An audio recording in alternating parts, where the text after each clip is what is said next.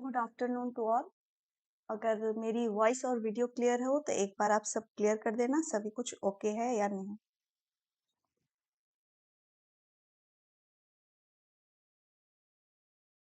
तो सभी लोग जल्दी जल्दी मेरे साथ कनेक्ट होते जाइए। क्लासेस स्टार्ट हो चुकी हैं और हमारी 3 दिन की क्लासेस ऐसे ही मिस हो चुकी हैं। तो सभी का वेलकम है फिल फॉर्म पे। सभी लोग जल्दी जल्दी कनेक्ट होते जाइए मेरे से, और जो लोग कनेक्ट होते जाए अपना चैट बॉक्स में अपना नाम भी डालते जाइए ताकि मुझे पता चले कि कौन कौन मेरे से कनेक्ट हो चुका है।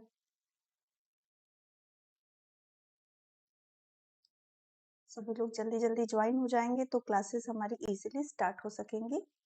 और एक बार आप कंफर्म कर देना कि मेरा नेटवर्क आप लोग के लिए सही है, कोई बफरिंग किसी तरह का इश्यू तो नहीं है।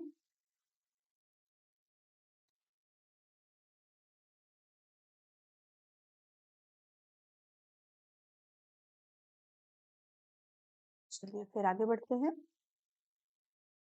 आगे की क्लास स्टार्ट करते हैं। आज आपको थोड़ी सी जानकारी दे दूं फिल फॉर्म के बारे में कि फिल फॉर्म जो है आपका, इसका इंस्टाग्राम चैनल है, आप हमें वहां पे भी फॉलो कर सकते हैं, और हमारा टेलीग्राम चैनल भी है जिसपे आप जाके ज्वाइन हो सकते हैं, जहाँ पे आपको लेटेस्ट अपडेट नई जानकारियां आपको मिल जाएंगी। नरगिश, ओके, गुड आफ्टरनून। और लोग भी, जो लोग ज्वाइन होते जाए वो लोग अपना नाम डालते जाइएगा चैट बॉक्स में, ठीक है। तो हमारी जो क्लासेस है ये काफी दिन से कंटिन्यू है। इधर थोड़ी सी फेस्टिवल की वजह से क्लासेस बीच में रुक गई थी, तो अभी से हमारी क्लासेस लगातार रहेंगी। तो सभी लोग जल्दी जल्दी ज्वाइन होते जाइए। आगे बढ़ते हैं। जो हमारी सी टेट और एच टेट की बैच है, ये 2022 के लिए हमारी पूरे टीम मेंबर्स हैं जो आपके अलग अलग सब्जेक्ट की तैयारी करा रहे हैं। तो सीडीपी की क्लासेस यानी ऋतु, मैं आपकी क्लासेस लेती हूँ 3 PM every Monday and Monday to Saturday. चलिए फिर आगे बढ़ते हैं। Jyoti, good afternoon Jyoti. तो सभी लोग को वेलकम है फिल फॉर्म पे। मेरा 1 वीक से क्लासेस ऑफ थी तो सभी लोगों को थोड़ी सी दिक्कत हुई होगी, इसके लिए सॉरी। फिर आप लोग बताते जाइए कैसे हैं आप सभी, कैसे रही आपकी फेस्टिवल की तैयारी, कैसा बीता आपका फेस्टिवल।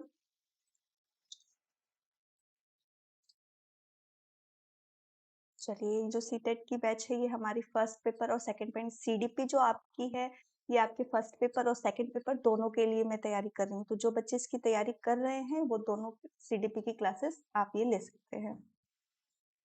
चलिए, जो हमारा क्या चल रहा था, एमसीक्यू चल रहा था। जो लास्ट वीक मैंने कराया था आपका एमसीक्यू कराया था, आज हम उसको आगे कंटिन्यू करेंगे। तो सभी लोग जल्दी जल्दी, जितने लोग कनेक्ट हो जाएंगे तो एमसीक्यू उतनी इजीली हो पाएगा। तो ज्यादा से ज्यादा लोग ज्वाइन हो जाइए, ठीक है। अभी मैंने आपको सैटरडे जो क्लास कराई थी, मैंने उसमें आपकी सेकंड पेपर सीडीपी की कराई थी, जो 21 की जनवरी की पेपर थी। अभी मैं आपकी 20 की करा रही हूँ। तो ये पेपर्स जो आपके होते जाएंगे, तो जितना आप एमसीक्यू सॉल्व करेंगे उतना ज्यादा आपकी प्रैक्टिस होगी और आपको चीजें ज्यादा समझ में आएंगी, कॉन्सेप्ट आपका क्लियर होगा। तो इसीलिए मैं वेट कर रही हूँ कि बीच में जो लोग ज्वाइन होते हैं वो क्वेश्चन पूरे हो नहीं पाते हैं। तो सभी लोग जितनी जल्दी ज्वाइन हो जाएंगे तो क्लासेस वो हमारी कंटिन्यू हो पाएंगी। और वीडियो अगर लाइक पसंद हो तो आप उसे लाइक भी करिए और शेयर भी करिए। गुड आफ्टरनून पूजा। चलिए फिर अभी हम एमसीक्यू स्टार्ट कर देते हैं, क्योंकि 30 क्वेश्चन करने हैं, 30 क्वेश्चन को करने में हमें टाइम लगता है। तो स्टार्ट करेंगे हम अपना। जो फर्स्ट क्वेश्चन आपके लिए है, ध्यान से देखिएगा कि भाषा के अधिग्रहण और विकास की सबसे महत्वपूर्ण अवधि क्या है। ठीक है, द मोस्ट क्रिटिकल पीरियड पूछ रहा है आपके लैंग्वेज एक्वेशन का, ठीक है। उसको बताइएगा कि फर्स्ट हमारा है प्रसव पूर्व अवधि यानी कि प्री नेटल एज, सेकंड हमारा है बचपन यानी अर्ली चाइल्डहुड एज, और फिर हमारा आता है मध्य बाल्यावस्था यानी मिडिल चाइल्डहुड एज, और फिर आता है किशोरावस्था यानी कि एडोलसेंस। तो बचपन यानी कि अर्ली चाइल्डहुड यानी कि आपकी पूर्व बाल्यावस्था को पूछ रहा है। तो यहाँ पे बताइएगा जो लैंग्वेज डेवलपमेंट होता है वो किस समय ज्यादा होता है, सबसे महत्वपूर्ण अवधि कौन सी मानी गई है। तो जो लोग ज्वाइन हो गए हैं सभी इसका आंसर करिएगा ताकि आपका कोई भी डाउट वो रहे नहीं। ठीक है,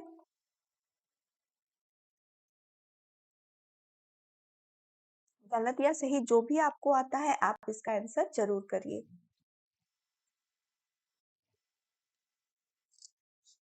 तो जो भाषा का विकास है वो सबसे ज्यादा किस समय होता है और सबसे महत्वपूर्ण वो कौन सा पीरियड माना गया है।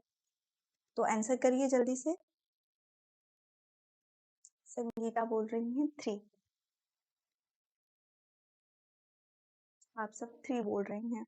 बट जो अर्ली चाइल्डहुड होता है यानी कि 2 से 7 वर्ष का जो एज होता है अर्ली चाइल्डहुड होता है। मध्य बाल्यावस्था क्या होती है आपकी 7 से ऊपर जाती है यानी 6 टू 12 ईयर जाती है। तो आप अपने दिमाग से सोचिए जब बच्चा बोलना स्टार्ट करता है तो वो कब स्टार्ट करता है। जो भाषा सबसे ज्यादा वो किस समय सीखता है। तो जब बच्चा 2 वर्ष में जाता है शैशवावस्था में जब जाता है तो उसकी भाषा की जो वोकैब्युलरी होती है वो बढ़ती जाती है। और उस समय वो जितना कुछ देखता है जितना कुछ सीखता है वो ज्यादा से ज्यादा उसको अनुकरण के द्वारा सीखना पसंद करता है और वो ज्यादा सीखता है। तो हमारा सही आंसर होगा वो हमारा होगा अर्ली चाइल्डहुड। प्रतीक्षा ने डी बोला, ये गलत है। किशोरावस्था भाषा जो हमारी होती है हमारे जब बच्चा कहे कि 1 वर्ष के बाद ही से वो कुछ वर्ड बोलना स्टार्ट कर देता है, लेकिन जो मेन होता है 2 वर्ष के बाद बच्चा सभी शब्दों का भंडार उनके पास हो जाता है, वो शब्दों को समझने लगते हैं। तो ये चीजें इसमें होती हैं। गुड आफ्टरनून माही। चलिए फिर आगे बढ़ते हैं। बी माही का भी आंसर सही है, ज्योति का भी आंसर सही है। आगे बढ़ते हैं सेकंड क्वेश्चन की तरफ कि लॉरेंस कोहलबर्ग द्वारा प्रस्तावित नैतिक विकास का एक चरण निम्नलिखित में से कौन सा है। यानी उन्होंने जो चरण बताया था वो कौन सा है। गुड आफ्टरनून संध्या। चलिए फिर आंसर करिएगा आप सभी कि विलंबता चरण या बोलेंगे लेटेंसी स्टेज, सामाजिक अनुबंधन अभिविन्यास, कॉन्क्रीट परिचालन जिसे ठोस परिचालन भी कहते हैं चरण, या उद्योग बनाम हीनता अवस्था। आंसर करिएगा क्वेश्चन नंबर 2 के लिए कि लॉरेंस कोहलबर्ग द्वारा प्रस्तावित नैतिक विकास का एक चरण निम्नलिखित में से कौन सा है।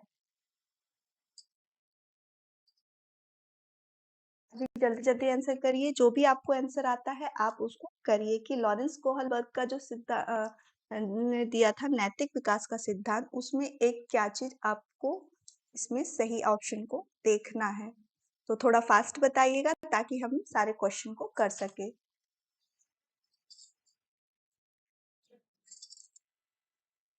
लॉरेंस कोहलबर्ग जी का जो नैतिक विकास होता है वो कहाँ उन्होंने माना कि जो नैतिक विकास होता है वो हमारे समाज के द्वारा ही बच्चा सीखेगा, वो अपने समाज के द्वारा ही मॉरल डेवलपमेंट उसका होता है। तो इन्होंने समाज को ही मुख्य माना। तो जो हमारा सही आंसर होगा वो होगा सामाजिक अनुबंधन विन्यास। ठीक है, चलिए फिर नेक्स्ट क्वेश्चन की तरफ बढ़ते हैं। संगीता, हाँ बिल्कुल सही जवाब आया था आपका, 2 होगा। ठीक है, हाँ ज्योति यादव बिल्कुल सही है, पूजा का भी सही है, माही हाँ बिल्कुल सही आंसर आप सभी का आ रहा है। नेक्स्ट क्वेश्चन की तरफ बढ़ते हैं कि क्लासरूम डिस्कशन के दौरान अक्सर टीचर लड़कियों की तुलना में लड़कों पर ज्यादा ध्यान देते हैं, यह किसका एक उदाहरण है। लैंगिक पूर्वाग्रह, लिंग पहचान, लिंग प्रासंगिकता या लिंग स्थिरता। क्वेश्चन नंबर 3 का सभी आंसर करिएगा।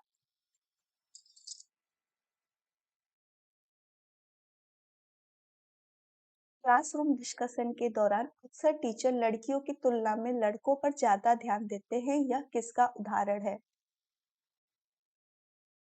तो आप देखेंगे कि आपके हर पेपर में ये जेंडर इशू से हमेशा क्वेश्चन बने हैं और ये टॉपिक आप सब इजीली कर लेंगे।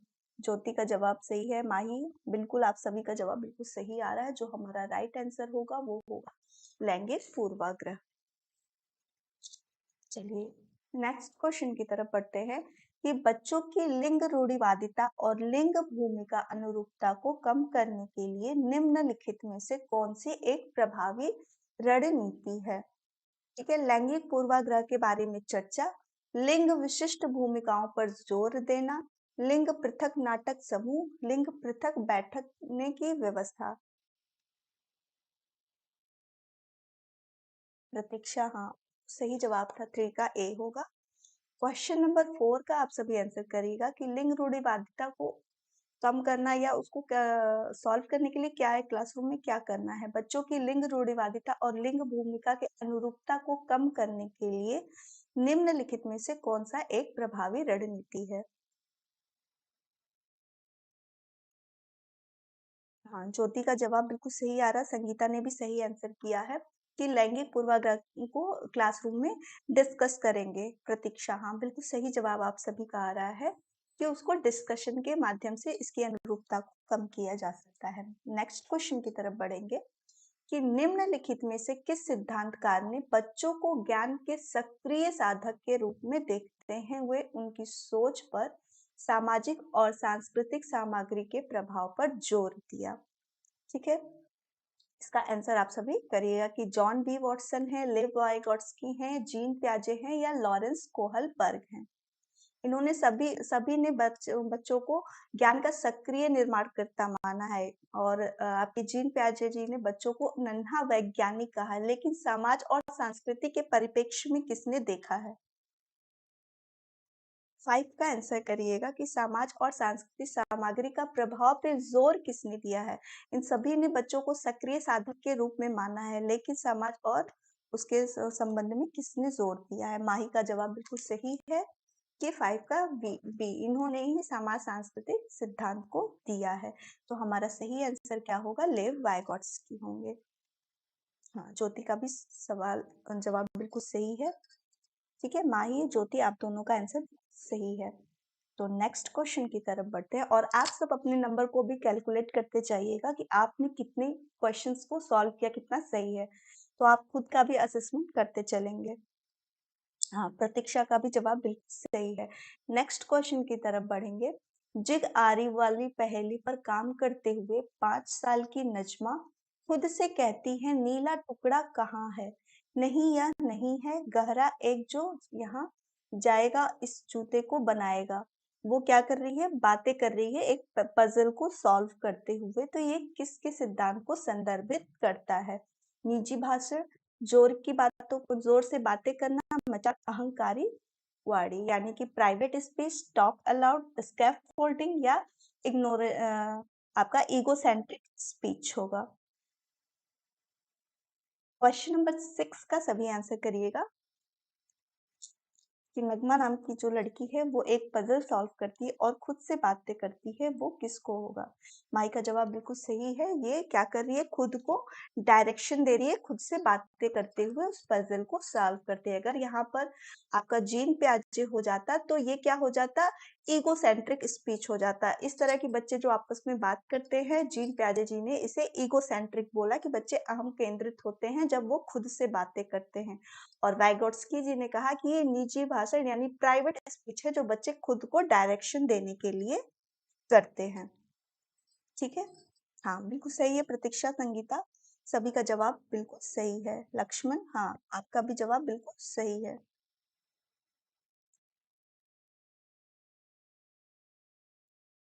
लखन, सॉरी। चलिए आगे बढ़ते हैं। चलिए, बच्चों का संकेत देना और जरूरत पड़ने पे सहायता प्रदान करना, इसका उदाहरण क्या है? सुदृढ़ीकरण, कंडीशनिंग, मॉडलिंग या मचान। रीइंफोर्समेंट, कंडीशनिंग, मॉडलिंग या स्कैफोल्डिंग। जब बच्चे किसी समस्या में, किसी कार्य को करते हुए किसी समस्या में फंस जाते हैं, वहां पे एक शिक्षक या कोई भी बड़ा सदस्य या कोई भी व्यक्ति उसे संकेत के माध्यम से समझाता है, उसकी हेल्प करता है, तो उसे क्या बोलेंगे? रीइंफोर्समेंट बोलेंगे, कंडीशनिंग बोलेंगे, मॉडलिंग बोलेंगे या स्कैफ फोल्डिंग बोलेंगे?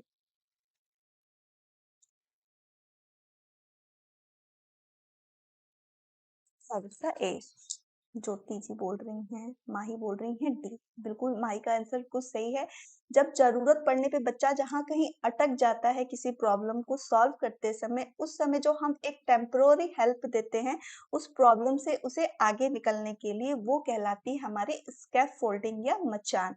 ये हमारी एक टेम्पररी हेल्प होती है जहाँ पे बच्चा अटकता है, हमने उसे हेल्प दे दिया और वो फिर अपने कार्य को फिर से करना शुरू कर देता है। ये होता है स्कैफोल्डिंग, यानी कि एक टेम्पररी हेल्प होती है जो बच्चे को समस्या में सहायता प्रदान करता है। ठीक है, तो जो हमारा राइट आंसर होगा वो क्या होगा, मचान यानी स्कैफोल्डिंग। ठीक है, ये आपकी लेव वायगॉट्स्की जी ने कहा था कि जो भी हमसे ज्यादा जानकार व्यक्ति है वो हमें इस नॉलेज को प्रोवाइड करा के हमारी उस समस्या को हल कर सकता है। ठीक है, तो जो हमारा सही आंसर होगा वो होगा सहायता प्रदान करना यानी मचान देना, एक हेल्प। ठीक है, इसमें आप लोग कंफ्यूज हो गए, तो हमारा जो सही आंसर होगा, माही ने सही आंसर किया था, वो होगा स्कैफोल्डिंग। चलिए नेक्स्ट क्वेश्चन की तरफ बढ़ते हैं कि निम्नलिखित में से कौन सा व्यवहार जीन प्याजे द्वारा प्रस्तावित ठोस परिचालन चरण यानी कि कॉन्क्रीट ऑपरेशनल स्टेज की विशेषता है। ठीक है, काल्पनिक कटौती, तर्क प्रस्तावित विचार, संरक्षण वर्ग समावेशन, अस्थगित नकल, ऑब्जेक्ट स्थायित्व यानी ऑब्जेक्ट परमानेंस जिसको बोलते हैं, मेक विश्वास यानी कि मेकिंग प्ले, खेलने में विश्वास करते हैं, विचारों में अपरिवर्तनीयता। ठीक है, मेक बिलीव प्ले आपके जो होते हैं उसमें होता है विचारों में अपरिवर्तनशीलता होती है उनमें। अस्थगित नकल ऑब्जेक्ट स्थायित्व होते हैं। संरक्षण वर्ग समावेशन यानी कंजर्वेशन क्लास एंड इंक्लूजन, और आपका काल्पनिक कटौती तर्क प्रस्तावित विचार। क्वेश्चन नंबर 8 का सभी आंसर करिएगा कि जीन प्याजे जी ने जो आपकी 4 स्टेजेस दी थी उसमें से जो थर्ड स्टेज आपकी कौन सी है, ठोस परिचालन यानी कि कॉन्क्रीट ऑपरेशनल स्टेज, उसकी एक विशेषता क्या है कि अक्सर विशेषता ही पूछा जाता है। हाँ, एमडी जी जो आंसर कर रहे हैं बिल्कुल सही कर रहे हैं। जो इस एज में बच्चे क्या करते हैं, कंजर्वेशन को समझ लेते हैं कि साइज और वॉल्यूम बढ़ने से उसको क्वांटिटी नहीं चेंज होती है, क्लासिफिकेशन करना सीख जाते हैं, तो ये इनकी मुख्य विशेषता होती है। हाँ, पूजा का भी जवाब सही है, संगीता का नहीं है। इसका जो हमारा राइट आंसर होगा वो होगा संरक्षण वर्ग समावेशन। जो कटौती और हाइपोथेटिकल थिंकिंग की बात होती है वो हमारे किस में होती है, फॉर्मल ऑपरेशनल स्टेज में होती है, यानी कि अमूर्त संक्रियात्मक अवस्था की बात कही गई है। लेकिन यहाँ पे जहाँ पे संरक्षण वर्ग समावेशन की बात करी गई है वो हमारा थर्ड स्टेज आता है, यानी कि कॉन्क्रीट ऑपरेशनल स्टेज। हाँ, माई का जवाब बिल्कुल सही है, 8th का बी होगा। नेक्स्ट क्वेश्चन की तरफ बढ़ते हैं कि बच्चों के संज्ञानात्मक विकास के संदर्भ में निम्नलिखित में से कौन सा प्याजे के निर्माण है, मतलब प्याजे ने कौन सी थ्योरी वो दी थी। ठीक है, उन्होंने क्या कौन सा एक वर्ड यूज किया था, स्कीमा, अवलोकन, सीखना, कंडीशनिंग या सुदृढ़ीकरण। क्वेश्चन नंबर 9 का सभी आंसर करिएगा कि बच्चों के संज्ञानात्मक विकास के संदर्भ में निम्नलिखित में से कौन सा पियागेटियन निर्माण है, यानी कि प्याजे की थ्योरी के कौन से निर्माण है। स्कीमा, ठीक है, ऑब्जर्वेशनल लर्निंग, कंडीशनिंग या रीइंफोर्समेंट।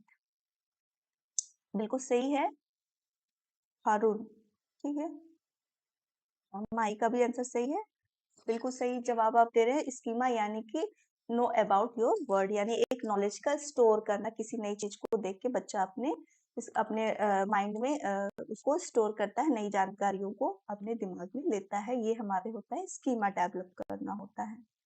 ठीक है, सभी का आंसर बिल्कुल सही आ रहा है। नेक्स्ट क्वेश्चन की तरफ बढ़ते हैं। रिकंडीशनिंग नहीं होगा, हमारा जो राइट आंसर होगा वो होगा स्कीमा। कुछ वर्ड है इनकी, मैच्योरिटी, स्कीमा, जीन प्याजे की, ये सब वर्ड्स को आपको ध्यान देना होगा। ये सब वर्ड होंगे तो ये सब जीन प्याजे जी से रिलेट होंगे। ठीक है, हाँ संगीता सही जवाब है अभी।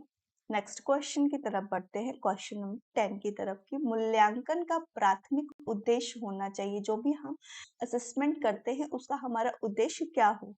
तो छात्रों को रैंक प्रदान करना, संबंधित अवधारणाओं के बारे में बच्चों की स्पष्टता और भ्रम को समझना, छात्रों को उनके स्कोर के अनुसार लेबल करना, रिपोर्ट कार्ड में पास या फेल मार्किंग करना। जो भी हम असेसमेंट करते हैं उसका उद्देश्य क्या होना चाहिए? जब हम एक क्लासरूम में बच्चों को ऑब्जर्व करते हैं, देखते हैं, तो उसका उद्देश्य क्या होता है?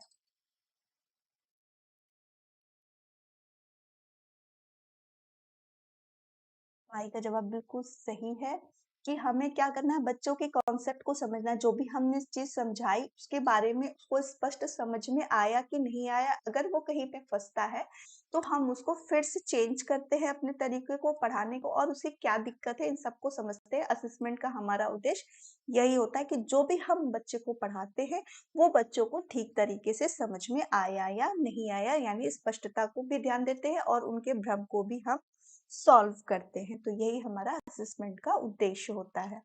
ठीक है, चलिए तो नेक्स्ट क्वेश्चन की तरफ बढ़ते हैं। बुद्धि के बारे में निम्नलिखित में से कौन सा कथन सही है? सही कथन को आपको छांटना है।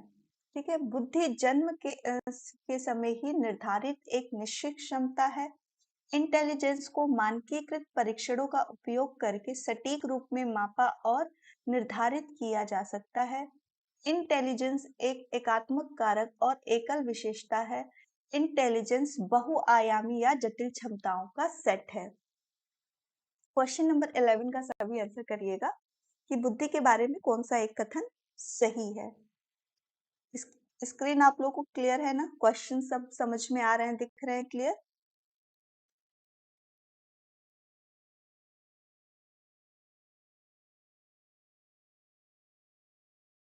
माही जो आंसर कर रही हैं बिल्कुल सही कर रही हैं। इंटेलिजेंस जो है वो बहुआयामी है। हमारी बुद्धि कभी एक कारक नहीं होती है। ये किसने माना है? अल्फ्रेड बिने जी ने माना है। और गार्डनर ने क्या बोला कि बुद्धि हमारी क्या होती है?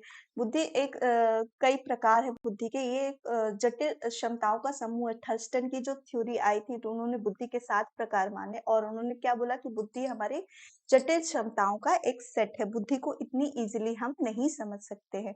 तो जो हमारा सही आंसर होगा वो क्या होगा? इंटेलिजेंस यानी बुद्धि क्या होती है? वो कई दृष्टिकोण होती है। किसी में एक ही बुद्धि नहीं हो सकती। एक ही व्यक्ति हर तरीके से इंटेलिजेंट नहीं हो सकता है। ठीक है, तो जो हमारा राइट आंसर होगा वो होगा 4, यानी कि इंटेलिजेंस बहुआयामी और जटिल क्षमताओं का एक सेट है। बुद्धि जन्म से ही निर्धारित एक निश्चित क्षमता नहीं कह सकते हैं। बुद्धि अगर बहुत बच्चा बुद्धिमान भी है, अगर उसे एनवायरनमेंट नहीं मिला, हर चीजें नहीं मिली, तो फिर उसको हम कैसे डेवलप करेंगे? हम कैसे उसको मान सकेंगे कि वो बहुत बुद्धिमान है? उसके लिए हमें एक प्रॉपर आपको एनवायरनमेंट चाहिए, हर तरीका चाहिए। अगर बुद्धिमान व्यक्ति भी पढ़ा लिखा ना हो तो क्या वो अपनी बुद्धि को इस्तेमाल कर सकेगा?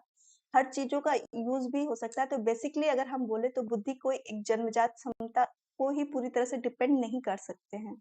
ठीक है, तो जो राइट आंसर हमारा होगा वो क्या होगा? इंटेलिजेंस जो होगी वो हमारी बहुआयामी होगी। तो राइट आंसर हमारा 4 होगा, यानी कि डी। हाँ, ज्योति और पूजा जायसवाल। ठीक है, प्रतीक्षा, हाँ बिल्कुल सही सबका आंसर है। नेक्स्ट क्वेश्चन की तरफ बढ़ते हैं। रूही हमेशा एक समस्या के कई समाधानों के बारे में सोचती है, जिनमें से कई मूल साधन हैं। रूही की विशेषताओं प्रदर्शित कर रही है, ए एन की विशेषताओं को प्रदर्शित कर रही है। ठीक है, तो वो किस तरह की थिंकिंग कर रही है? क्रिएटिविटी थिंकिंग है, कन्वर्जेंट थिंकर है, राइटिंग थिंकर है या इगोसेंट्रिक थिंकर है? यानी कि रचनात्मक विचारक, अभिसरण विचारक, कठोर विचारक या अहंकारी विचारक। यानी एक समस्या को वो कई तरीकों से सोचती है, उसके कई समाधान निकालती है। तो 12 का आंसर करिएगा कि रूही हमेशा एक समस्या के कई समाधानों के बारे में सोचती है, तो वो किस तरह की विचारक है?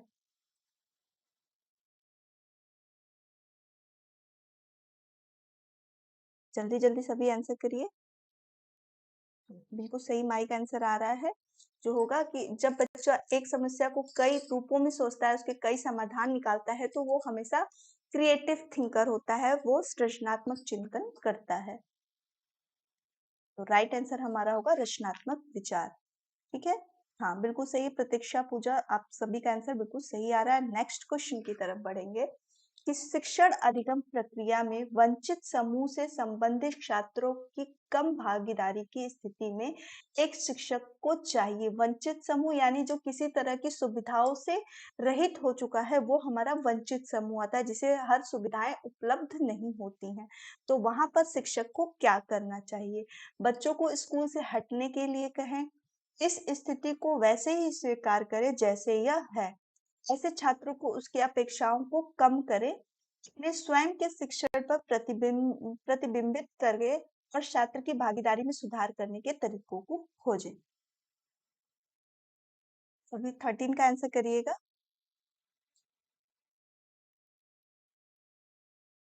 शिक्षण अधिगम प्रक्रिया में वंचित समूह से संबंधित छात्रों की कम भागीदारी की स्थिति में एक शिक्षक को क्या करना चाहिए?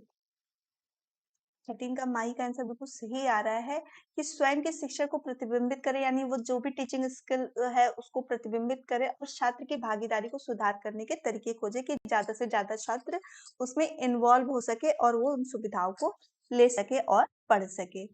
ठीक है, तो जो हमारा राइट आंसर 13 का होगा वो क्या होगा? 4 होगा, अपने स्वयं के शिक्षक पर प्रतिबिंबित करे।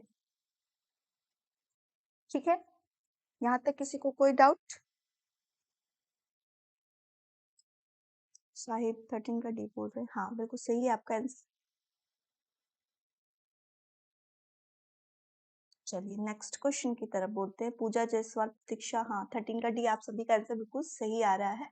तो नेक्स्ट क्वेश्चन की तरफ बढ़ते हैं कि एक समावेशी कक्षा में एक शिक्षक डैश व्यक्तिगत शिक्षा योजना तैयारी नहीं करनी चाहिए, कभी कभी तैयारी करनी चाहिए, सक्रिय रूप से तैयार करना चाहिए कि तैयारी को हतोत्साहित करना चाहिए। यानी इंक्लूसिव एजुकेशन की बात हो रही है। आपने क्वेश्चन सेट में देखा होगा कि हर चैप्टर से एक एक क्वेश्चन आपके आते हैं, तो हर कुछ चैप्टर को पढ़ना आपके लिए बहुत ज्यादा जरूरी हो जाता है। 14 का आंसर करिएगा कि कक्षा में शिक्षक को व्यक्तिगत शिक्षक योजनाएं किस तरह की होनी चाहिए? तैयारी नहीं करनी चाहिए, कभी कभी तैयारी करनी चाहिए, सक्रिय रूप से तैयार होना चाहिए या तैयारी को हतोत्साहित करना चाहिए। 14 का सी, हाँ शाहिद, आर्या, माही, ज्योति, हाँ लखन, सभी के आंसर आपके बिल्कुल सही हैं कि सक्रिय रूप से जो भी हमारी प्लानिंग है टीचिंग की जो करना शिक्षक को करना, उसमें वो एक्टिव रूप से पार्टिसिपेट होना चाहिए। चलिए नेक्स्ट क्वेश्चन की तरफ बढ़ते हैं कि डिस्लेक्सिया वाले बच्चों की प्राथमिक विशेषताओं में शामिल है। जो डिस्लेक्सिया होती है बच्चों में, डिस्लेक्सिया की जो बात हो रही है वो क्या है? हाँ सी होगा शाहिद, बिल्कुल सही आपका आया। 14 का सी होगा कि जो टीचर की जो पार्टिसिपेंट होगी समावेशी शिक्षा में, जो शिक्षक की तैयारी होगी वो व्यक्तिगत रूप से सक्रिय होना चाहिए। जब तक टीचर नहीं सक्रिय होगा तब तक बच्चे भी सक्रिय नहीं होंगे। तो जो टीचर जितना एक्टिव रहेगा बच्चों को भी वो उतना एक्टिव करा पाएगा। तो नेक्स्ट क्वेश्चन की तरफ हमारा जो है, डिस्लेक्सिया जो बीमारी होती है वो किस तरह किस से संबंधित होती है? ध्यान घाटे के विकार से, भिन्न भिन्न सोच, पढ़ने के प्रवाह, धारा प्रवाह, पढ़ने में असमर्थता या दोहराए जाने वाले लोगों मोटर कार्यों में संलग्न होना। ठीक है,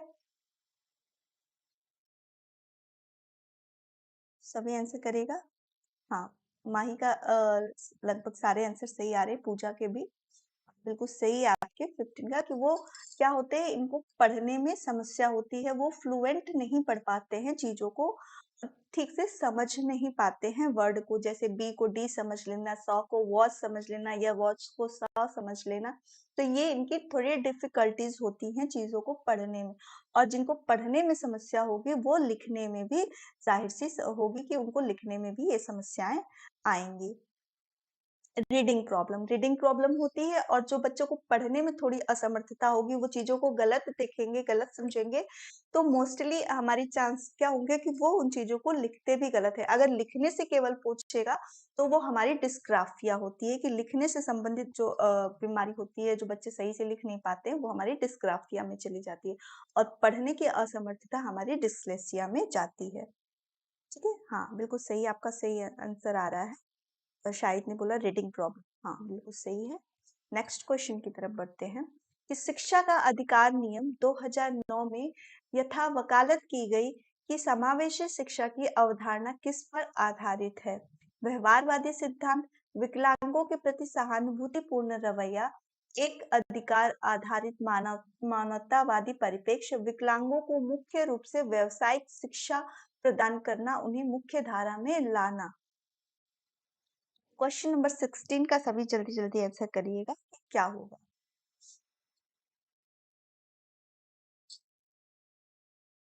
एक अधिकार आधारित मानवतावादी परिप्रेक्ष्य, विकलांगों के प्रति सहानुभूतिपूर्ण रवैया, व्यवहारवादी सिद्धांत, या फिर विकलांगों को मुख्य रूप से व्यावसायिक शिक्षा प्रदान करके उन्हें मुख्य धारा में लाना।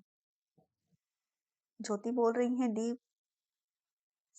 यहाँ पे जो होगा ये आपके समावेशी शिक्षा की जो बात कही गई थी, वो 2009 में जो बात कही गई थी, वो किसमें किया था? राइट एजुकेशन में जो आपने पढ़ा होगा, उसमें क्या है कि सभी के लिए समान शिक्षा की बात कही गई। A right based humanistic perspective, यानी कि सबको समान शिक्षा अधिकार प्राप्त करने का अधिकार है। तो हमारा जो राइट, केवल विकलांग बच्चों को नहीं जोड़ा गया कि इनको, विकलांग बच्चों को इसमें जोड़ के उनको व्यावसायिक रूप से जोड़ना, क्या वो पढ़ने में असमर्थ हैं? नहीं है, वो पढ़ सकते हैं, वो समझ सकते हैं, ठीक है? तो उनको सामान्य बच्चों के साथ पढ़ाना है, तो सबको एक समान शिक्षा प्राप्त करने का अधिकार है। A right based humanistic perspective, यानी कि सभी को समान शिक्षा का अधिकार है, ठीक है? ऐसा कुछ नहीं है कि केवल विकलांग बच्चों को ही पढ़ाना है, उनके प्रति सहानुभूतिपूर्ण रवैया करना है। इसमें हर वो बच्चों को शामिल किया गया जो मानसिक रूप से विकलांग हो या शारीरिक रूप से हो या बहुत तीव्र बुद्धि हो, हर एक बच्चों को शामिल किया गया, ठीक है? तो जो हमारा राइट आंसर होगा वो क्या होगा? एक अधिकार आधारित मानवतावादी परिप्रेक्ष्य, ठीक है? कोई बात नहीं, मिस्टेक्स होगी फिर आप सीखेंगे, मिस्टेक्स होती है हमें सीखने के लिए, ठीक है? आगे बढ़ते हैं कि रचनावादी ढांचे में, ठीक है, जो कंस्ट्रक्टिविटी की बात करी गई कि सीखना मुख्य रूप से है, क्या है?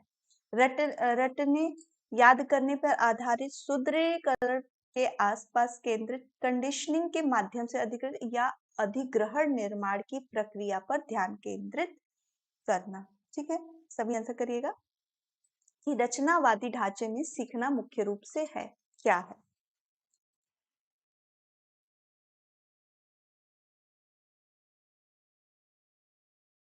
जल्दी जल्दी सभी आंसर करिए 17 का।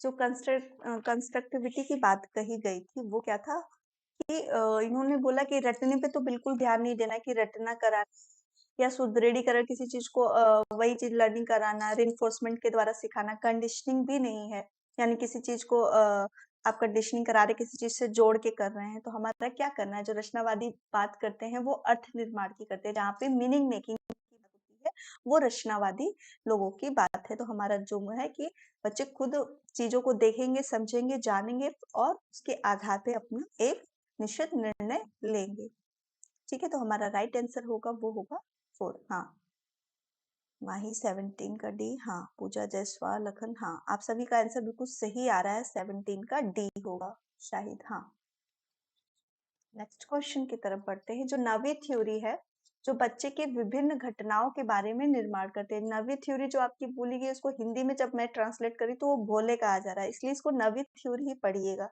ठीक है? नवी थ्योरी जो बच्चे के विभिन्न घटनाओं के बारे में निर्माण करते हैं, वो क्या होता है? शिक्षक के द्वारा अनदेखा किया जाना चाहिए, शिक्षक द्वारा दंडित किया जाना चाहिए। बच्चे यानी इस तरीके से सोच रहे हैं, घटनाओं को कर रहे हैं, तो उसमें आप शिक्षक की भांति क्या करेंगे? हाँ, प्रतीक्षा, आपका भी आंसर सही है, 17 का डी। 18 की तरफ हम बढ़ गए हैं, तो 18 का आंसर करिएगा कि नवी सिद्धांत, जो नवी थ्योरी दी गई थी, वो बच्चों के विभिन्न घटनाओं के बारे में निर्माण करते हैं। शिक्षक द्वारा अनदेखा किया जाना चाहिए, शिक्षक द्वारा दंडित किया जाना चाहिए, दोहराए जाने वाले संस्मरण के माध्यम से सही एक द्वारा प्रतिस्थापित किया जाना चाहिए, काउंटर साक्ष्य या उदाहरण प्रस्तुत करके चुनौती दी जानी चाहिए।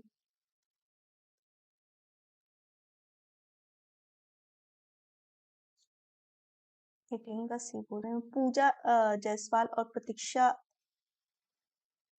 पूजा जायसवाल जो जवाब दे रही है बिल्कुल सही कि should be challenge by presenting counter evidence and examples. जब बच्चे नई चीजों को देख रहे हैं, उनके बारे में सोशल निर्माण कर रहे हैं, तो उन्हें हम क्या करेंगे, ज्यादा से ज्यादा क्या करेंगे, एग्जाम्पल्स देंगे कि ताकि वो एग्जाम्पल्स के थ्रू उन नए चैलेंजेस को फेस कर सके और अपनी प्रॉब्लम को सॉल्व कर सके। ठीक है, जहाँ पे भी हम चैलेंजेस की बात करते हैं, उदाहरण के द्वारा सिखाते हैं, दोहराए जाने या संस्मरण मतलब वही होता है, हो गया ना, आपके रटने वाली चीजों पे ज्यादा ध्यान है। तो हमें बच्चे को रटने से दूर हटाना है, उसे खुद करके सीखना, लर्निंग बाय डूइंग कराना है। तो जब बच्चा कुछ नई चीजों को देख रहा है, उसके बारे में कुछ कर रहा है, तो हम वहाँ पे क्या-क्या ज्यादा चीजें उनको करेंगे।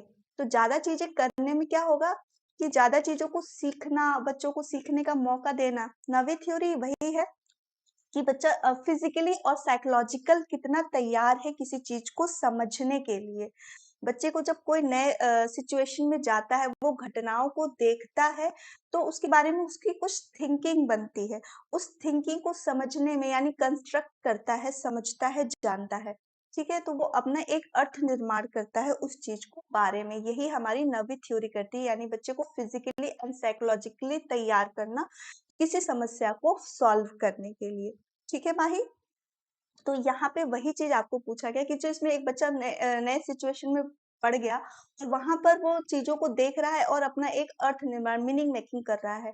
तो वहाँ पर एक शिक्षक क्या करेगा, उसे डिफरेंट एग्ज़ाम्पल्स देगा ताकि वो उन समस्याओं को अच्छी तरीके से समझ सके, उन चैलेंजेस को फेस कर सके। क्योंकि वो नई चीज़ें हैं, है ना? तो वो नई चीज़ों को जितने एग्ज़ाम्पल्स देंगे, वो उसमें इंटरेस्ट उसका इन्वॉल्व होगा और वो उस इंटरेस्ट के माध्यम से उन चीज़ों को और ज़्यादा समझने की कोशिश करेगा। कोई बात नहीं। ये थ्योरी आपके उसमें चैप्टर में दी नहीं हुई है, बट ये क्वेश्चन आया हुआ है, इसीलिए मैंने आपको ये करा दिया कि कुछ अपने भी बेसिस पे कर सकेंगे कि जहाँ पे हम चैलेंजेस प्रेज़ेंट कर रहे हैं, बच्चों को एग्ज़ाम्पल्स के थ्रू खुद उनको समझने के लिए हम प्रोत्साहित कर रहे हैं, तो हमारा आंसर हमेशा उसी पे जाना चाहिए जहाँ पे हम बच्चों को एक्टिव कर रहे हैं, बच्चों को प्रोत्साहित कर रहे हैं कि बच्चे वो चीज़ों को खुद से कर पाएँ। यानी हम स्कैफोल्डिंग, टीचर यहाँ पे क्या कर रहा है, एक स्कैफोल्डिंग का काम कर रहा है बच्चों को नई चीज़ों को सीखने में। ठीक है? तो ये चीज़ें हो गई। ठीक है? अभी कोई किसी को डाउट?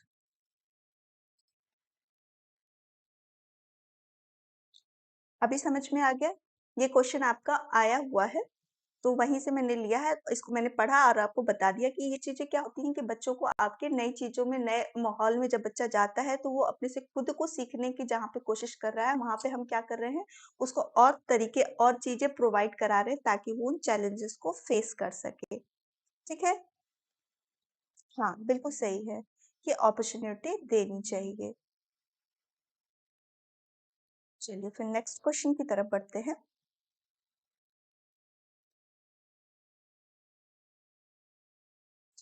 बाल केंद्रित शिक्षा को बढ़ावा देता है, जो हमारी चाइल्ड सेंटर्ड पेडागोजी है, वो किसको प्रमोट करती है? पाठ्य पुस्तकों पर अन्यन निर्भरता, बच्चों के अनुभवों को प्राथमिकता देना, रटकर याद करना, क्षमताओं के आधार पर छात्रों को लेबलिंग और वर्गीकरण करना।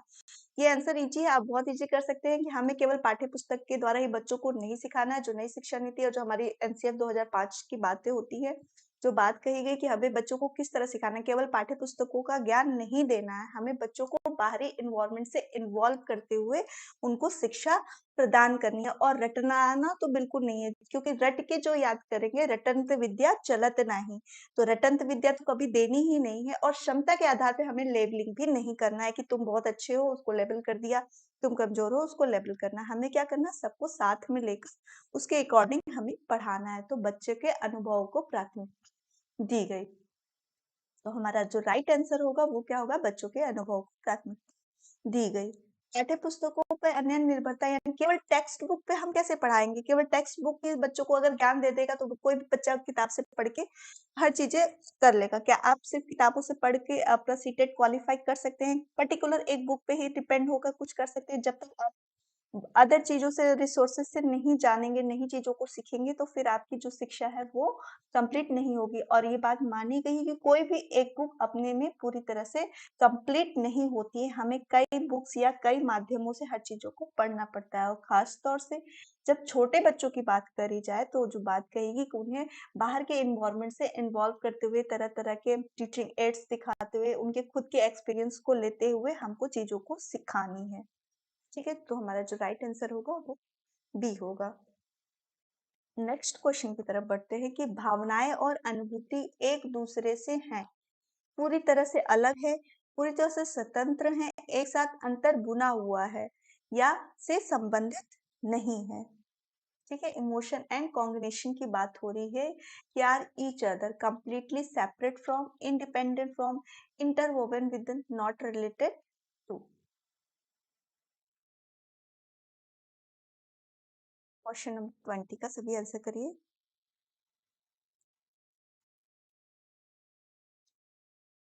जो भी हमारे इमोशन और कॉग्निशन है ये एक दूसरे से अलग हैं, स्वतंत्र हैं या एक दूसरे से अंतर संबंधित है या बिल्कुल नहीं है। गौतम बोल रहे हैं बी, माही बोल रही है सी,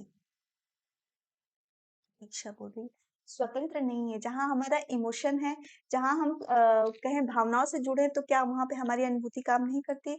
इन दोनों में बहुत गहरा रिलेशन होता है। हमारी अनुभूति, हमारी भावनाएं एक दूसरे से एक्सप्रेस कर होती हैं। जैसा हमारी मनोदशा होती है वो हमारे दिमाग पर भी उसका असर पड़ता है। तो ये दोनों एक दूसरे को रिलेट करती है, अंतर बुनी होती हैं। आप लोगों ने खुद भी देखा होगा कि आपकी मानसिक स्थिति जब बहुत दुखी होते हैं उस समय आपको कैसा अनुभव होता है, जब आप बहुत खुश होते हैं उस समय आपकी अनुभूति कैसी होती है। तो इन दोनों को हम सेपरेट नहीं कर सकते हैं।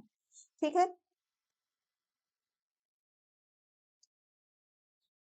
हाँ, तो जो इसका राइट आंसर होगा वो क्या होगा?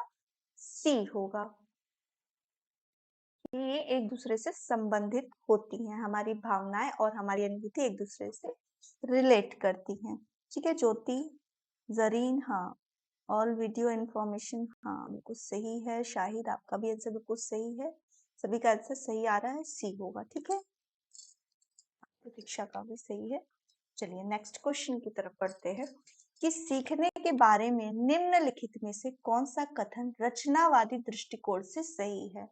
सीखना प्रजनन और स्मरण की प्रक्रिया है, सीखना रटने की प्रक्रिया है, सीखना दोहराए जाने वाले संघ द्वारा व्यवहार की कंडीशनिंग है, सीखना सक्रिय सहभागिता, यहाँ सगाई दिया है पर सहभागिता हुआ, इसने एंगेजमेंट का जो अर्थ लिया सीधे सीधे हिंदी उतार दिया। ठीक है, इसका होगा कि सक्रिय सहभागिता द्वारा ज्ञान के निर्माण की प्रक्रिया है। आलोक, ओके, चलिए आलोक राज आंसर नंबर 21 का आंसर करेगा। सीखने के बारे में जो रचनावादी दृष्टिकोण है वो क्या कहते हैं कि सीखना प्रजनन और स्मरण की प्रक्रिया है, learning is the process of reproduction and recall. सीखना रटने की प्रक्रिया है, मेमोराइजेशन तो बिल्कुल नहीं है कि हमें इसको बिल्कुल हटाना है कि हमको बच्चों को रटवाना तो नहीं है। बिल्कुल सही आ रहा है आपका पूजा, माही, ज्योति, बिल्कुल सही थी। जो आपको पहले ही मैंने बताया कि जो कंस्ट्रक्टिविटी वाले थे वो क्या बोलते थे कि सीखना हमारा हमेशा सक्रिय रहेगा, बच्चों में सक्रिय सहभागिता होगी। हाँ आलोक आपका भी जवाब बिल्कुल सही है। प्रतीक्षा, शाहिद, आप सभी का आंसर बिल्कुल सही है। नेक्स्ट क्वेश्चन की तरफ बढ़ते हैं हम कि छात्रों को इस उदाहरणों और गैर उदाहरणों के साथ प्रस्तुत करना वैचारिक परिवर्तन को प्रोत्साहित करने का एक प्रभावी तरीका है, छात्रों के मन में भ्रम की स्थिति पैदा करता है, अवधारणाओं को उनकी समझ में अंतराल का कारण बनाता है या वैचारिक समझ के बजाय प्रक्रियात्मक ज्ञान पर केंद्रित करता है। ठीक है, जो छात्रों के स्पष्ट उदाहरण और गैर उदाहरणों के साथ अगर प्रस्तुत कर रहा है तो वो क्या है? वैचारिक परिवर्तन को प्रोत्साहित करने का एक प्रभावी तरीका है। 22 का सभी आंसर करिएगा।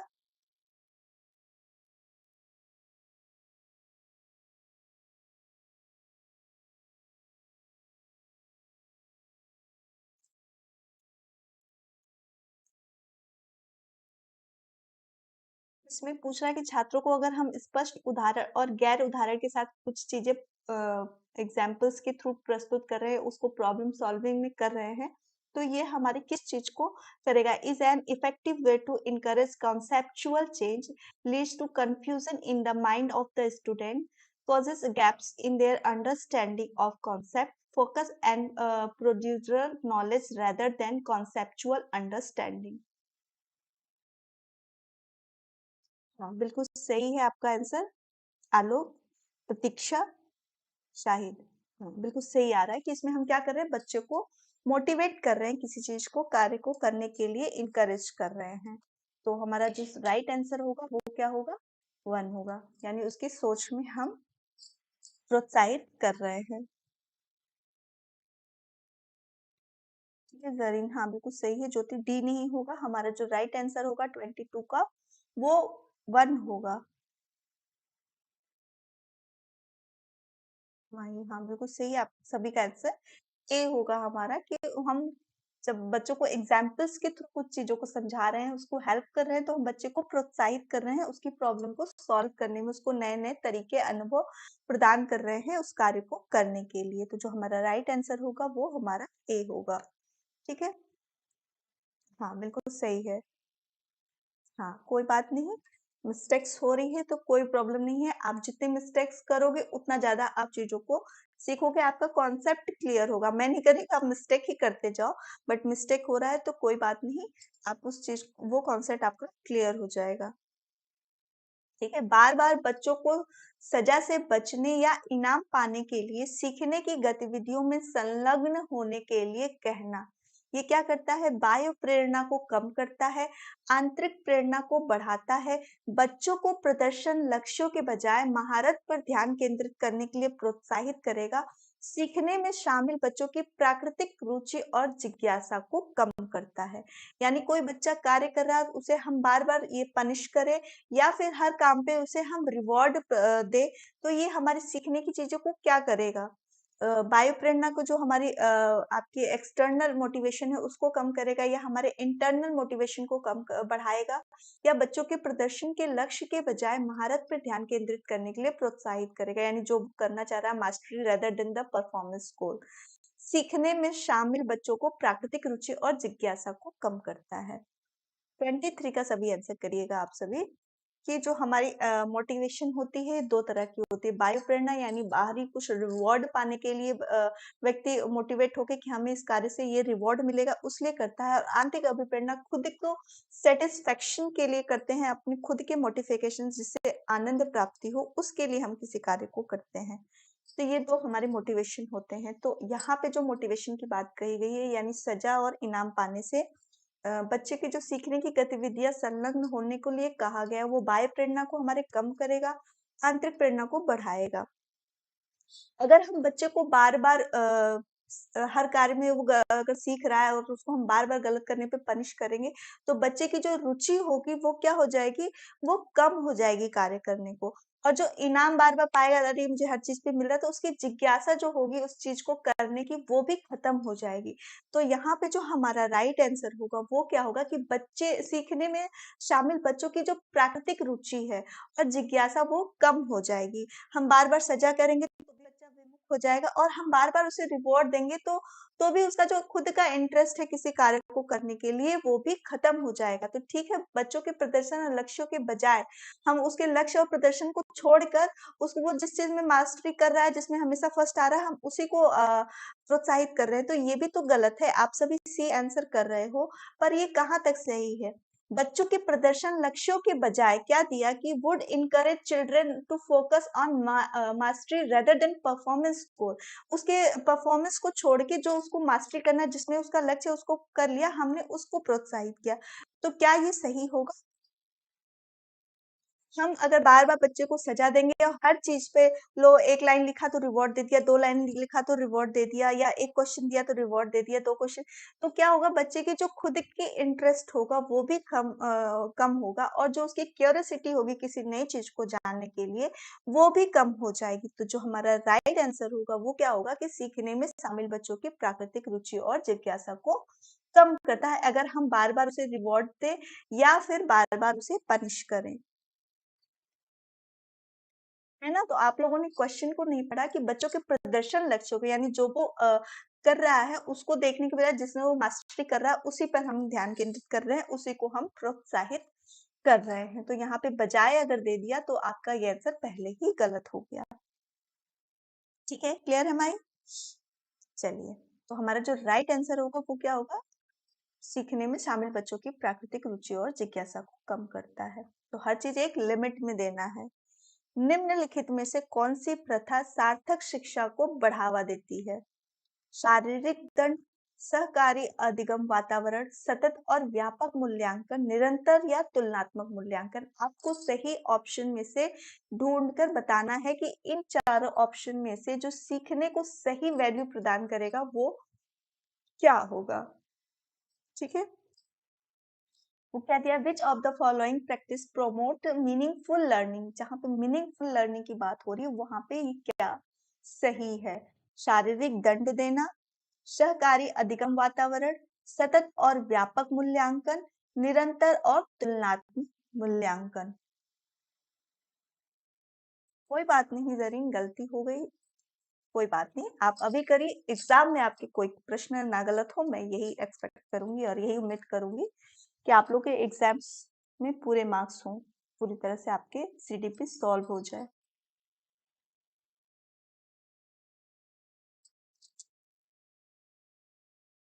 माही बोल रही हैं बी।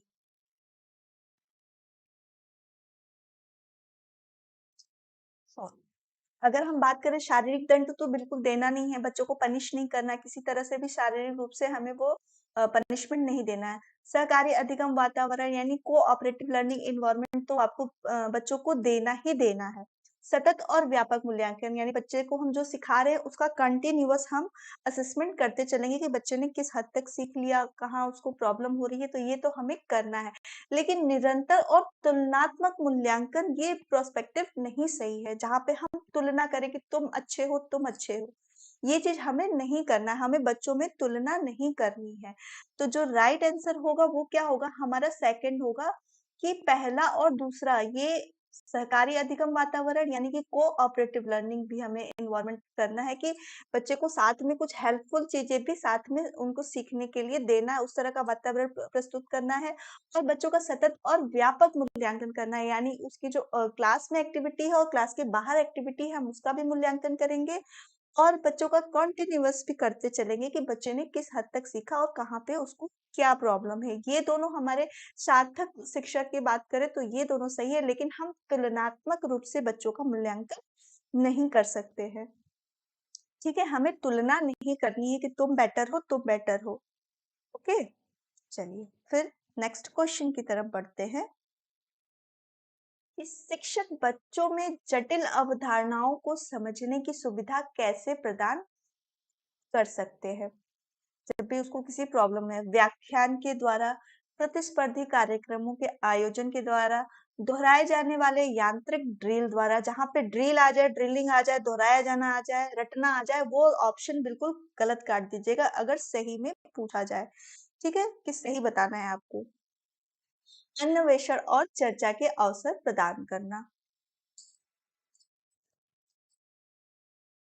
क्वेश्चन नंबर 25 का सभी आंसर करिएगा कि शिक्षक बच्चों के जटिल अवधारणाओं को समझने की सुविधाएं कैसे प्रदान कर सकता है? 25 का डी माई का आंसर आ रहा है, बिल्कुल सही है कि जो भी उसकी हम कहें कि कॉम्प्लेक्स कॉन्सेप्ट है उसको हम क्या करेंगे? अन्वेषण के द्वारा यानी रिसर्च के द्वारा उसको मौके देंगे, क्लास डिस्कशन देंगे, कई चीजें आपको कहेंगे डिस्कशन के द्वारा उस कॉन्सेप्ट को समझने के लिए चर्चा करेंगे, क्लासरूम में करेंगे और भी कई तरीकों से एग्जाम्पल्स के थ्रू हम बच्चों को उनकी जटिल समस्याओं को समझने में हेल्प करेंगे। तो जो हमारा राइट आंसर होगा वो क्या होगा? अन्वेषण और चर्चा यानी providing opportunity and exploration and discussion. हाँ, सभी का आंसर बिल्कुल सही आ रहा है, 25 का डी होगा। आलोक, बिल्कुल सही जवाब है आपका भी। तो नेक्स्ट क्वेश्चन की तरफ बढ़ते हैं कि 26 जो है कि एक प्राथमिक विद्यालय शिक्षक बच्चों को प्रभावी समस्या हल करने के लिए प्रोत्साहित कर सकता है। हर छोटे कार्यों के लिए भौतिकवादी पुरस्कार प्रदान करना, केवल प्रक्रियात्मक ज्ञान पर बल देना, गलत उत्तरों को खारिज करना और दंडित करना। ड्रिल करना आपका होता है कि मतलब उस चीजों को रटवाना, याद करना कि इसी चीज को बार बार अभ्यास करा, वो होता है ड्रिलिंग कराना। ठीक है माही? बच्चों को सहज ज्ञान युक्त अनुमान लगाने के लिए प्रोत्साहित करना और फिर उसी पर मंथन करना। एक प्राथमिक विद्यालय शिक्षक बच्चों को प्रभावी समस्या हल करने के लिए प्रोत्साहित कर सकता है।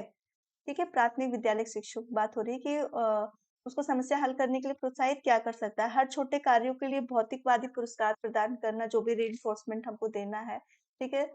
एक केवल प्रक्रियात्मक ज्ञान पर बल देना,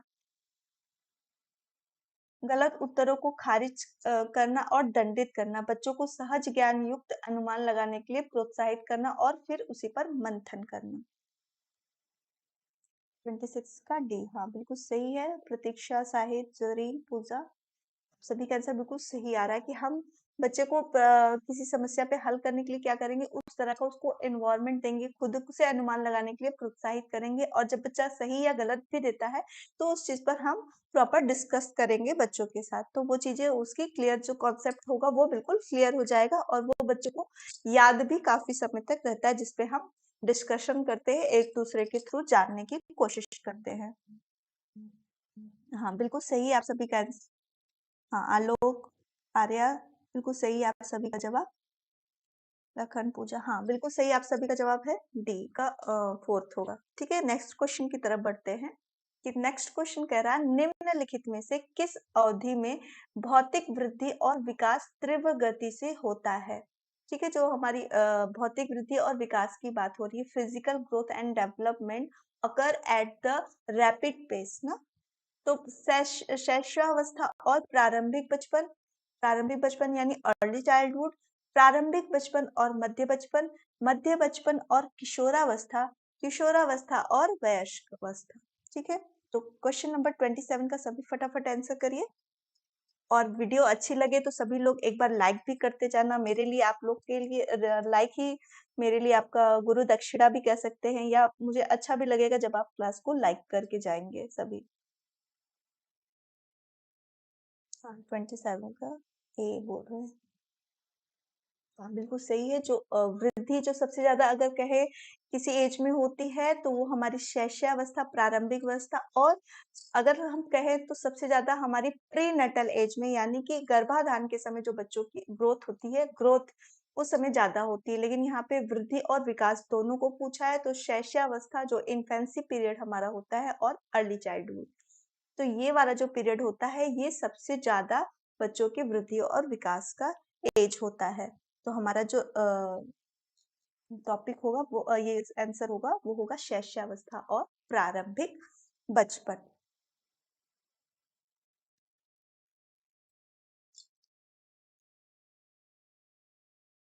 प्रतीक्षा, बिल्कुल सही, आप सभी का आंसर आ रहा है आलोक। हाँ, तो ए होगा, जो ये वाला एज होता है हमारा इन्फेंसी पीरियड और अर्ली चाइल्डहुड, यानी कि जो 0 to आपके हम बात करें 6 ईयर वाला होता है, ये एज बच्चों की वृद्धि और विकास की सबसे तेज होती है। बच्चों का जो मेंटल ग्रोथ हम कहें 80% आपके 5 वर्ष की आयु में हो जाता है। बर्थ से 2 ईयर जो होता है वो इन्फेंसी पीरियड होता है हमारा, और जो 2 ईयर से 6 ईयर में जाते हैं वो हमारा अर्ली चाइल्डहुड होता है। ठीक है, और उसके बाद से जो आता है वो हमारा क्या हो जाता है, आपका मिडिल चाइल्डहुड, या हम बोलते हैं लेटर चाइल्डहुड जो बोलते हैं, वो हमारा बाल्यावस्था हो जाता है। ठीक है, और जो प्री नेटल एज, यानी जो बच्चा गर्भ में 280 दिन होता है, उस पे भी बच्चों के जो ग्रोथ होती है बहुत तेजी से होती है। तो सबसे ज्यादा अगर ग्रोथ जो होती है वो बच्चों की प्री नेटल एज में होती है। बट यहाँ पर आपके वृद्धि और विकास की बात करी गई। विकास आपके इंटरनल भी होते हैं, एक्सटर्नल भी होते हैं, पर वृद्धि ग्रोथ जो होती है हमारी फिजिकल होती है, हमारी शारीरिक रूप से होती है, जो बच्चे को क्या करता है, उसके वेट को, भार को, हर चीज को आपका मेजर करते हैं, देख सकते हैं। माही, मैं बिल्कुल ठीक हूँ। मेरी क्लास कुछ दिन के लिए बंद हो गई थी, थोड़ा मैं फेस्टिवल में बिजी हो गई थी। जैसा आप सभी जानते हैं कि छठ पूजा था, दीपावली था, तो छठ पूजा मेरे यहाँ स्पेशली मनाई जाती है, इस वजह से मेरी क्लासेस नहीं हो पा रही थी। Thank you for asking me. चलिए, यहाँ आपको क्लियर हो गया, तो नेक्स्ट क्वेश्चन की तरफ बढ़ते हैं कि निम्नलिखित में से कौन सा विकास का सिद्धांत नहीं है। नहीं है, इस पर ध्यान दीजिएगा कि विकास का सिद्धांत नहीं है। ठीक है? विकास अजीवन होता है, विकास परिवर्तनीय है, विकास आनुवांशिकता और पर्यावरण दोनों से प्रभावित होता है। विकास सार्वभौमिक और सांस्कृतिक सामग्री इसे प्रभावित नहीं कर सकती है। आंसर करिएगा 28 का। निम्नलिखित में से कौन सा विकास का सिद्धांत नहीं है?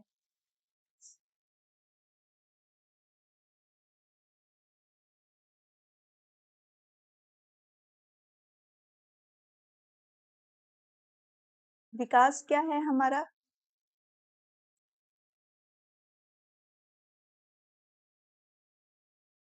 हाँ, बिल्कुल, आपको सारे क्लास का पीडीएफ मिलेगा, आपको उसको हमारे वेबसाइट पे जाना पड़ेगा फिलअप फॉर्म के, वहाँ पे सारी नोट्स डाल दी गई हैं, आपको सारे सब्जेक्ट्स के वहाँ पे नोट्स अवेलेबल होंगे और हर क्लास की पीडीएफ आपको वहाँ पर मिल जाएगी। मेरी अभी तक की जितनी क्लासेस हुई हैं, उसका लिंक भी वहाँ पर दिया हुआ है और आपको वहाँ के जितने भी क्लास मैंने लिए हैं, सारा पीडीएफ आपको मिल जाएगा। तो इसके लिए बिल्कुल चिंता मत करिएगा कि आपको पीडीएफ नहीं मिलेगा, ठीक है?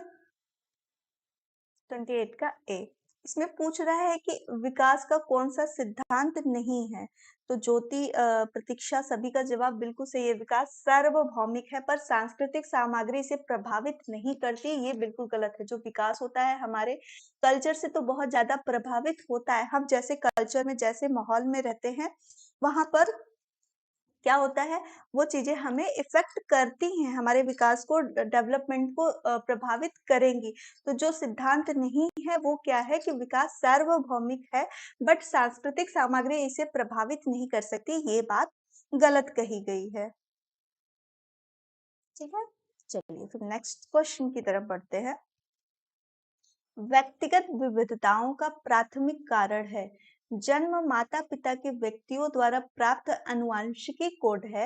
जन्मजात विशेषताएं, पर्यावरणीय प्रभाव, आनुवंशिकता और पर्यावरण के बीच जटिल परस्पर क्रिया है।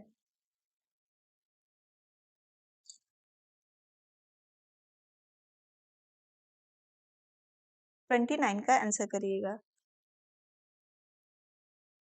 लाइफ लॉन्ग विकास तो हमेशा आपने पढ़ा होगा कि विकास क्या है, हमारी जीवन पर्यंत चलने वाली प्रक्रिया है। क्या विकास कभी रुकता है? बच्चा जब से जन्म लेता है या हम कहें जब से माँ के गर्भ में होता है और जब तक उसकी मृत्यु नहीं होती तब तक डेवलपमेंट की प्रक्रिया चलती रहती है। जो विकास है हम हमेशा अपने वातावरण से, अपने लोगों से, जिस कल्चर में रहते हैं वहाँ सीखते हैं। आप जैसे बचपन में होते हो वैसे आप बुढ़ापे में नहीं होते हो। तो वो क्या हुआ, वो परिवर्तन हो रहा है, यानी कि परिवर्तनशील है, यानी निरंतर हमें विकास हो रहा है, हम नई चीज़ों को सीख रहे हैं, पुरानी चीज़ों को छोड़ रहे हैं। काफ़ी कुछ जो चीज़ें होती हैं वो परिवर्तित होती हैं, इसलिए ये लाइफ लॉन्ग चलती है। बट उसने पूछा कि कौन-सा सिद्धांत नहीं है, यानी कि उसने पूछा कि सांस्कृतिक का प्रभाव नहीं पड़ता, तो हम इसे बिल्कुल तरीके से सही नहीं कह सकते क्योंकि विकास पे हमारे कल्चर का बहुत ज़्यादा प्रभाव पड़ता है। आप जिस कल्चर से रिलेट करते हो, आपका डेवलपमेंट भी उसी तरह से होगा। आप जिस तरह के एटमॉस्फेयर में रहते हो, जिस तरह के एनवायरनमेंट में रहते हो, जिस तरह के लोगों के बीच में रहते हो, आप वहाँ से हर चीज़, हर व्यक्ति अलग-अलग सीखता है, सबके अलग-अलग कल्चर्स होते हैं। ठीक है, तो विकास का इफ़ेक्ट भी उस पे पड़ता है, तो उसपे पूछा गया था कि सिद्धांत में से कौन-सा नहीं है। ठीक है शाहिद? चलिए फिर आपका 29 का ए आ रहा है। अगर हम व्यक्तिगत विभिन्नताओं की बात करें, तो वो क्या होता है? केवल माता-पिता के आनुवंशिकी कोड तो होता ही है, बट बच्चे को कैसा एनवायरनमेंट मिल रहा है, ये भी तो उसके इंडिविजुअल डिफरेंसेस को डिसाइड करता है। अगर हम बोले कि बच्चों का जो भी इंडिविजुअल डिफरेंसेस पाए जाते हैं, वो आनुवंशिकता गुणे पर्यावरण, दोनों का प्रोडक्ट होता है। दोनों का इफ़ेक्ट कहीं ज़्यादा, कहीं कम होता है। आनुवांशिकता हमारे फिज़िकल चीज़ों को निर्धारित करती है, यानी हमारे आँखों का रंग, हमारा बाल, हमारा चेहरा, हमारा कद-काठी, ये क्या होती है? आनुवांशिकता मिलती है। बट हमारा एनवायरनमेंट कैसा है, वो किस तरह का है, हर जगह का एनवायरनमेंट अलग होता है, तो उसके हिसाब से भी बच्चों में इंडिविजुअल डिफरेंसेस पाए जाते हैं। तो जो हमारा आनुवंशिकता और पर्यावरण के बीच में जटिल परस्पर क्रिया होगी, वो हमारे इंडिविजुअल डिफरेंसेस के मेन रीजन होते हैं। तो जो हमारा राइट आंसर होगा 29 का, वो क्या होगा? आनुवंशिकता और पर्यावरण। कभी भी व्यक्तिगत भिन्नता केवल आनुवंशिकता से नहीं प्रभावित होगी। हम जैसे वातावरण में रहेंगे, जिस तरह का एनवायरनमेंट मिलेगा, उस तरह से हमारे इंडिविजुअल डिफरेंसेस होते हैं। ये आपने फॉरेन में भी देखा होगा, कुछ अलग देशों में भी देखा होगा कि वहाँ के लोग वहाँ के एनवायरनमेंट से प्रभावित होते हैं। कहीं बहुत गोरे होते हैं, कहीं बहुत काले होते हैं, तो वहाँ पे वो एनवायरनमेंट फैक्टर भी आता है। ठंडी जगहों पे रहने वाले लोग कुछ दूसरी तरह से होते हैं, गर्म वाली जगहों पे लोग रहने वाले दूसरी तरह से। ये विविधताएं भी पर्यावरण पर निर्धारित होती हैं। केवल व्यक्तिगत भिन्नताओं का केवल आनुवंशिकता नहीं मान सकते हैं। आनुवंशिकता भी होती है और पर्यावरण भी होता है। कहीं पे आनुवंशिकता ज्यादा होती है, कहीं पे हमारा पर्यावरण ज्यादा होता है। ठीक है, दोनों 50-50 नहीं होते, 40-60 भी होते हैं, आपके 70-30 भी होंगे, ऐसे भी होते हैं, बट पूरी तरह से हम आनुवंशिकता नहीं कह सकते हैं। क्लियर है? तो जो हमारा राइट आंसर होगा, इंडिविजुअल डिफरेंसेस इन दोनों का गुणनफल है, यानी आनुवंशिकता और पर्यावरण। हाँ आलोक, आपका जवाब बिल्कुल राइट है, डी होगा। चलिए नेक्स्ट क्वेश्चन 30 की तरफ बढ़ते हैं। हाँ, सभी आपका जवाब बिल्कुल सही आ रहा है, फोर्थ होगा। लास्ट क्वेश्चन आज का करते हैं कि निम्नलिखित में से कौन सा द्वितीयक सामाजिककरण एजेंसी का उदाहरण है? परिवार और आस पड़ोस, परिवार और मीडिया, स्कूल और मीडिया, मीडिया और पड़ोस। द्वितीयक, यहाँ पे सेकेंडरी सोशलाइजेशन एजेंसी पूछी जा रही है, तो वो क्या है? दो एजेंसियां हमारी होती है, एक प्राइमरी एजेंसी और दूसरी हमारी होती है सेकेंडरी एजेंसी। प्राइमरी एजेंसी में हमारी फैमिली होती है, जहां पर वो पहला हमें सोशलाइजेशन करता है। बच्चे का पूरा सोशलाइजेशन पहले कहाँ होता है? उसका परिवार होता है। तो फर्स्ट जो हमारा आएगा वो हमेशा हमारा परिवार होगा। सेकंड में हमारे पास पड़ोस, मीडिया, स्कूल, ये सब जो होते हैं, ये हमारे सेकंड सोशलाइजेशन के होते हैं। तो जो हमारा द्वितीय एजेंसी आपका पूछ रहा है सामाजिकरण का, तो वो क्या हो जाएगा? स्कूल और मीडिया। जहां पे परिवार दे दिया, यानी कि ये हमारा प्राथमिक है। ठीक है, तो प्राथमिक सामाजिकरण हमारा क्या होगा? हमारा फर्स्ट हमारा परिवार होगा, हमारे माता पिता होंगे, हमारे रिलेटिव्स होंगे, ये हमारे क्या होते हैं? प्राथमिक होते हैं एजेंसीज। सेकेंड एजेंसीज कौन सी आ जाती है? जहां बच्चा बाहर जाके कुछ चीजें सीखता है, जानता है, समझता है। ठीक है, तो वो हमारी हो जाती है स्कूल और मीडिया या अदर फ्रेंड सर्किल, आस पास पड़ोस, ये लोग हमारे सेकेंडरी हो जाते हैं। ठीक है, हाँ आलोक, आपका जवाब बिल्कुल सही है। शाहिद, स्कूल एंड मीडिया बिल्कुल सही है आप सभी का आंसर। तो यहाँ तक हमारे 30 क्वेश्चन हो चुके हैं। ठीक है, यहाँ तक किसी को कोई डाउट? और क्लास अच्छी लगे तो एक बार सब लाइक भी करना और ज्यादा से ज्यादा शेयर भी करना, ताकि और लोग भी उस चीजों को कर सके। जैसे आपको पता है कि सीटेट का फॉर्म आज से भरना स्टार्ट हो चुका है, तो जल्दी जल्दी आप फॉर्म भरिए, अपनी एग्जाम की प्रिपरेशन में लग जाइए। क्योंकि अगर आप देखें तो टोटली बस हमारे पास नवंबर मंथ है, जिसमें हम अच्छे से पढ़ सकेंगे। ये टाइम में आपके बहुत सारे सब्जेक्ट्स हैं, उनको कवर करना है, उसको पढ़ना है। तो अभी से अपनी प्रिपरेशन में आप लग जाइए। ठीक है, थैंक यू ज्योति। और कल एक टॉपिक जो रह गया है, मैं उसको आपको क्लियर कराऊंगी। इसके बाद से हमारा एमसीक्यू ही चलेगा आप सबके लिए। और जहां तक मैं कोशिश करूंगी कि ऑनलाइन आपके जितने पेपर हुए हैं, क्योंकि उसमें बहुत सारे पेपर हैं। ओके, माही का 27 है। गुड स्कोर माही।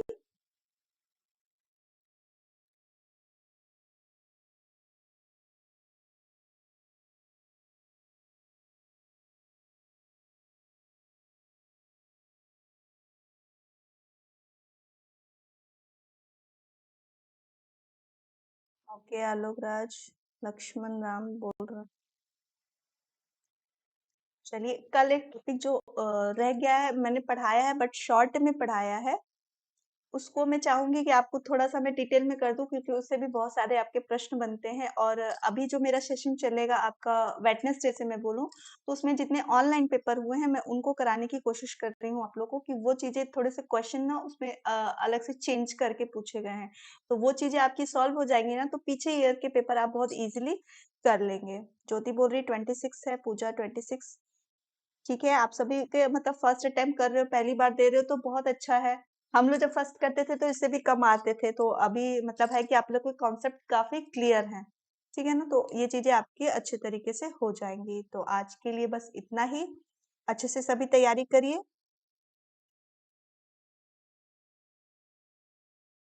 Okay, okay. मैं पीडीएफ का लिंक जो होगा ना वो आप मेरा टेलीग्राम चैनल जॉइन कर लो, वहाँ पे आपको लिंक मिल जाएगा, ठीक है? डिस्क्रिप्शन में मेरा टेलीग्राम सीडीपी का करके दिया हुआ है, फिल द फॉर्म का सीडीपी का। तो वहाँ पे जब आप जाएँगे ना, तो वहाँ पे मैं लिंक आपको प्रोवाइड करा दूँगी, वहाँ से आप सारे पीडीएफ को डाउनलोड कर लीजिएगा। और एक बात और मैं बोलना चाहूँगी, अगर कोई टॉपिक आपको क्लियर नहीं हुआ है, कोई चीज़ें कॉन्सेप्ट आपकी क्लियर नहीं है, तो आप कमेंट बॉक्स में भी लिख देना या फिर मुझे क्लास में भी बता देना, तो मैं आपको वो चीज़ें बता दूँगी। मेरा नाम रितु है, ठीक है? रितु सिंह और मेरी जो क्लासेस होती हैं 3 पीएम पे एवरीडे होती हैं, मंडे टू सैटरडे, ठीक है? शाहिद का 16 है, कोई बात नहीं आपने अच्छी कोशिश की और नेक्स्ट क्लासेस में जितना आप क्वेश्चन करते जाएँगे और जो मेरी पुरानी क्लासेस हैं, उनमें मैंने काफ़ी डिटेल में हर चीज़ों को पढ़ाया है, तो आपके कॉन्सेप्ट काफ़ी क्लियर हो जाएँगे, ठीक है? ओके, हाँ, सभी का स्कोर गुड है और मैं किसी को वो नहीं बोल रही तो सबने बहुत अच्छा किया, बहुत अच्छा वो प्रैक्टिस किया। मेरे साथ ऐसे जुड़ते रहिए और ज़्यादा हम अभ्यास करेंगे, ठीक है? तो आज के लिए बस इतना ही। Thank you for watching me और फिर कल मिलेंगे नए टॉपिक के साथ, नए जोश के साथ, ठीक है? और ज़्यादा से ज़्यादा मेंबर हम लोग जुड़ेंगे ताकि सभी को इसका फ़ायदा हो सके।